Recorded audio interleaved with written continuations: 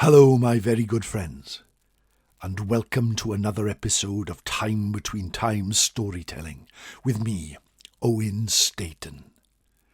The days grow longer. The nights fall away. Buds start to spring from the earth. Spring is on the way. The dark nights of winter are being left behind, and the summer is before us, the sun on our face. Happiness, being outside, all these things are to come. But remember, it is always the time for tales. So join me at the fire pit at the heart of the forest at the time between times for another story traditionally told. As I record this, it is almost St Davids Day, the 1st of March, the patron saint of Wales, Dewi.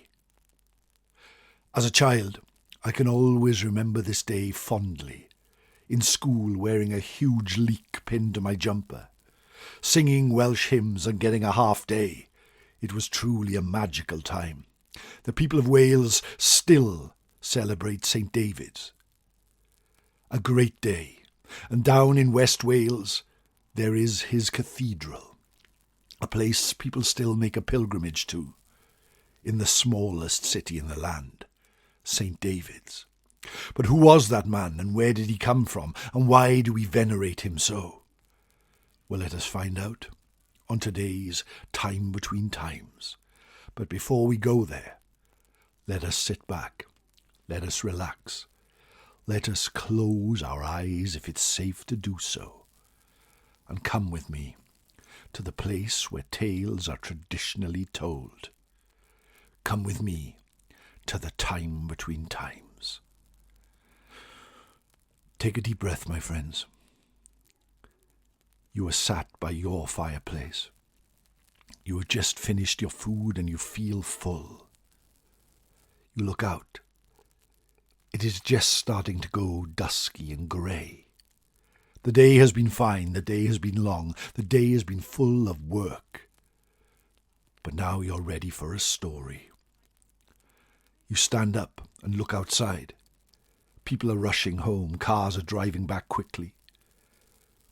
You reach the coat hanger by the front door and pull off your jacket. Doing up the zip, you walk through that front door, turning around and closing and locking it behind you. The air is so fresh. Even though it's evening, it feels like a new day. You take that deep breath and step forward. Turning right at the bottom of the path, you head towards the forest. You look up. For many months, the trees seem to have been dead, like hooked claws, grabbing out of the earth. But now they are starting to turn green. There are flowers starting to bloom. As you step up and look for that pathway that heads into the woods. For a while you can't seem to find it. The undergrowth has grown so much. But there it is, your footprints still ingrained upon the land, like the footprints of many, many people over thousands of years who have passed this way seeking story. You take another deep breath, and you step into the forest. Immediately the trees cover you like a blanket. The sky disappears, and you walk that path. Your heart starts to beat faster because this is the place you truly want to go. There on your right, you see the old mossy tower. You look at it. It is an old wrecked ruin that stands there. But so many stories have happened there. So many people have looked out that window on the top floor. You step past it and come to the babbling brook, now filled with life and crystal clear, but as cold as ice as you place your hand in it and feel the fresh water flow over it. And then you walk further. In the distance you can see the clearing at the heart of the forest where you gather for tales traditionally told. But then, out of the corner of your eye, you see a figure standing in the forest. Your heart skips a beat for a moment, but then you look closer and see this figure is a kindly one. A man standing on the edge of vision. He smiles and waves at you, his long robe touching the ground, a grey beard, and a dove on his shoulder. Just to look at him makes your heart feel content, and words seem to pass into your mind. Do the little things. Do the little things. This is what you hear. You feel happy. You feel content. You feel kind. You wave to the figure and carry on your journey. And there you come to it, the clearing. Here there is a break in the trees that looks to the sky, and you look up and see that the sun and the moon are sharing it tonight. For now is the time between times, the time when it's neither night nor day, but the sun has gone and the sky is grey. The time when the veil between our world and the fairy world grows wafer thin, so thin that for a moment, and just a few moments, you can reach into the land of fairy, and for a few moments they can reach into ours. Now is the time that people see lights in the sky. Now is the time that people see the Tylwyth Teg. Now is the time that people see ghosts. Your friends have gathered. You share a drink, you share some food, you share some company. But then the storyteller gets up and begins his tale, and you lose yourself on a tide of tales. Croeso, ffrindiau, to the time between times. Long ago and far away, on the coast of Wales, far to the west. On a clear day you can look and with good eyes see the coast of Ireland. But this day was not a clear day. The storm raged in the sky, the thunder roared like gods throwing boulders, and the lightning lit up the day. And there on the coast, on a cliff overlooking the sea, a young woman called Non sat in the remains of an old hut, giving birth. She had never been in so much pain, but she knew this is something she had to do. When the baby was born at the time between times, the thunder stopped for a moment. The lightning lit up the day and carried on lighting it, staying there like a glimmer, like a second sun, bringing light to the gloom. The baby was born and did not cry. She named him Dewi, David, and he looked at her with kindness and brought his fingers to her lips. And that was how his life started. It was 500 AD. The whole of Britain was in a chaotic state. Tribes warred with each other. The Romans were leaving or had gone already. The Saxons were coming in the east. The Picts to the north. Now was the time of Arthur, the time of Merlin, the time of heroes. And also the time of Dewi Sant.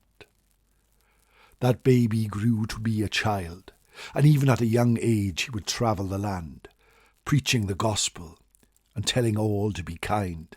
He never tasted any meat. He never drunk anything but water. Always looked to the simple things, and grew until he became a man. Eventually he became the Bishop of Minw, there in South Wales. And people from all over the land would come and hear him talk, hear him preach, because when he started to talk, your heart would beat slower, but happier and more content.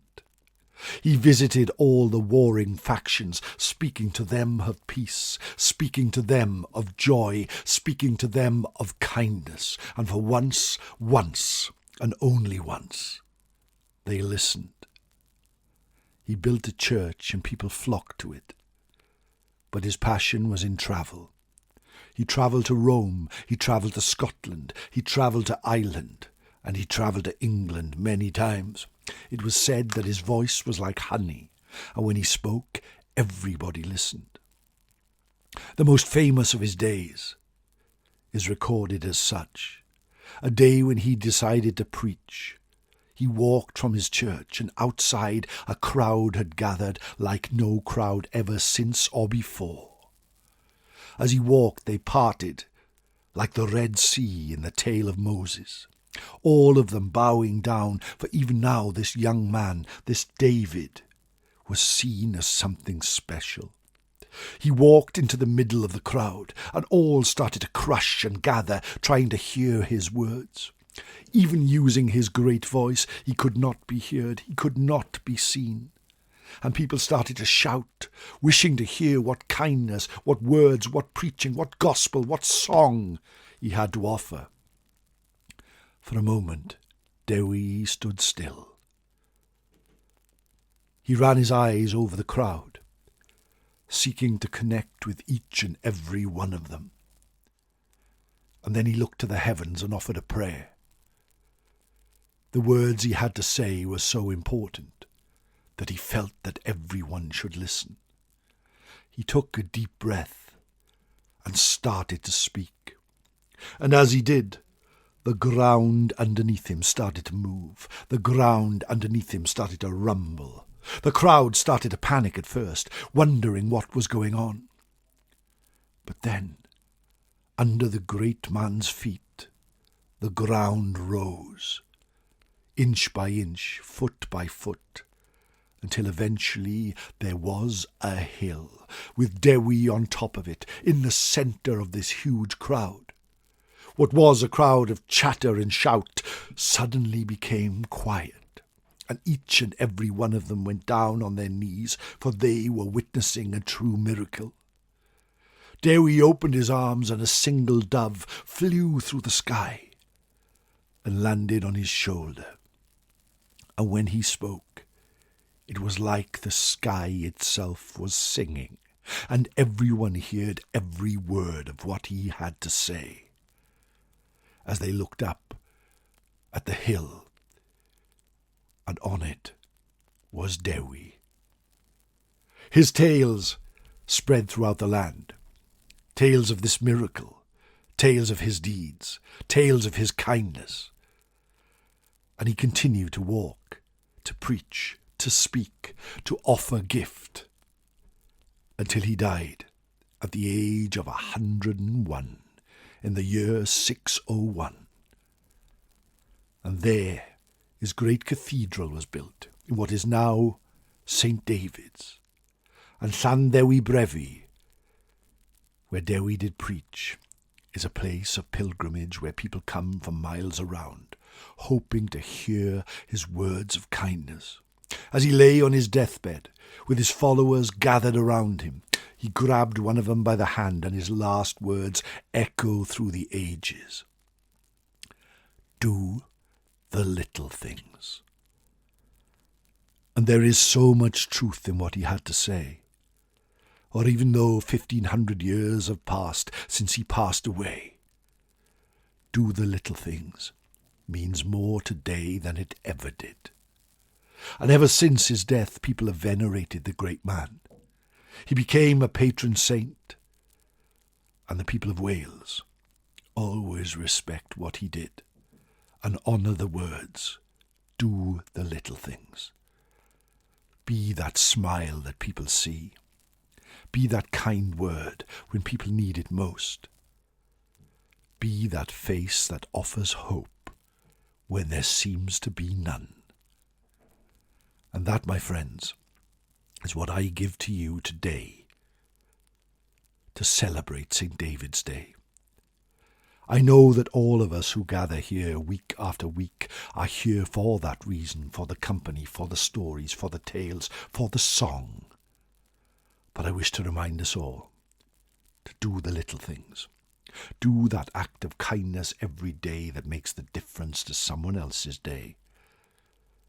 For although your day may be good, theirs may be bad, and yours might be the thing that makes that difference. Wear that leek, wear that daffodil, and be proud to be Welsh on this day. I know I am. And when I think of Wales, and when I think of home, and I think of all the stories that I've told over the years of this great land, I think one of its greatest exports, one of its greatest names, is Dewi Sant himself, the man who said, "Do the little things." The story is fine, and people may laugh, that his miracle was to create another hill in Wales, like we didn't have enough. But it was there, it was done, and people heard what he had to say. So go, my friends, go this day, and do the little things, because you never know, those little things could turn into a very big thing. Thank you, my friends, for joining me here at the time between times. The time it's neither night nor day, but the sun has gone and the sky is grey. If you wish to support me, why not leave a nice review wherever you listen to your podcasts? Tell your friends about the fire pit at the heart of the forest. Or maybe buy me a Ko-fi, kofi.com/Owen Staton, or become one of my growing list of Patreon followers at patreon.com/Owen Staton 7. Thank you for joining me again, and I shall see you soon. Diolch yn fawr, ffrindiau. Gwneud y pethau bychan. Do the little things.